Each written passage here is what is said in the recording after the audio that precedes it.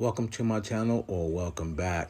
This video is about the Amazon new upgrade dreadlock machine and how to use it correctly. This is the way the machine looks. It's really quite smooth. It feels good to the hands. Amazon, check it out.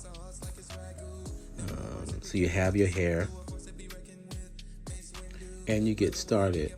Now, what you want to remember is you don't want to hurt the client.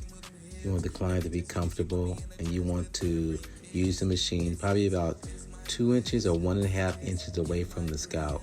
I use a dreadlock tool, a crochet tool, and I feed it through the machine, and then I pull the hair through, not too tight, loose, not getting all the way to the scalp because it would be too much pressure on the client.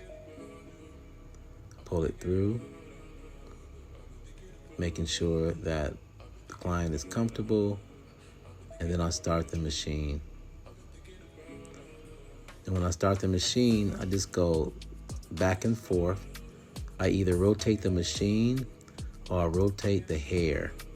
Back and forth, always pulling gently and keeping the machine moving. And notice how I'm rolling his hair and keeping my hand in between the machine and his hair.